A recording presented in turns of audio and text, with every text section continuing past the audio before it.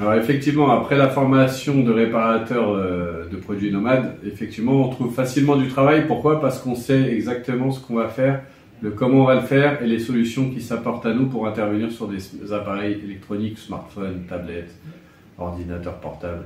Donc en général, oui, vous êtes des profils qui sont bien recherchés dans le métier. Alors il faut savoir que comme vous avez un stage à faire en général dans la formation, c'est-à-dire c'est un stage d'un mois à peu près dans une entreprise, la plupart du temps ces entreprises vous recrutent.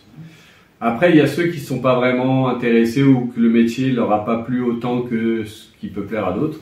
Et dans ce cas, eux ils changent de filière en général et ils vont faire une transition professionnelle, ils vont sur un autre domaine. Mais pour tous les apprenants que j'ai côtoyés, la plupart, ils ont trouvé un métier. Il y en a qui ont des difficultés. Le nombre d'apprenants qui n'ont pas trouvé d'entreprise est très très faible. En général, c'est qu'ils n'ont pas été sérieux dans leur stage ou ils n'ont pas été repris à la fin de leur stage. Ça, c'était une bonne question. Donc, je me suis renseigné. C'est 92% apparemment des apprenants qui sont dans la réussite.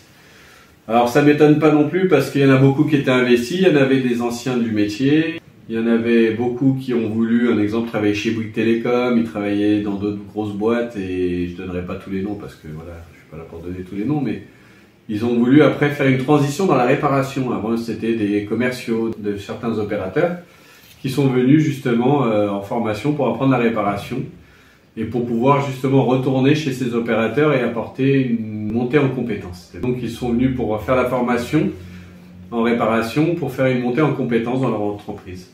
Et pour les 8% malheureusement qui n'ont pas réussi, malheureusement ou pas, parce qu'ils avaient peut-être pas, ils étaient peut-être pas aussi passionnés par le métier que ce qu'ils avaient pensé au départ. Alors oui, on peut devenir réparateur ou du moins bricoleur sans faire de formation. On a les tutos qui sont sur YouTube, qui pour certains sont bons, pour d'autres ne sont pas bons du tout. Comme vous n'y connaissez rien, vous ne saurez jamais distinguer le bon du pas bon. Et malheureusement, vous ferez comme tout, vous voudrez faire des omelettes, vous allez devoir casser des œufs. Donc ce qui serait intéressant, c'est que vous ne cassiez pas trop les téléphones des consommateurs, que vous n'ouvriez pas un magasin pour vous entraîner avec des tarifs compétitifs et qui vont être votre auto-formation auprès des consommateurs.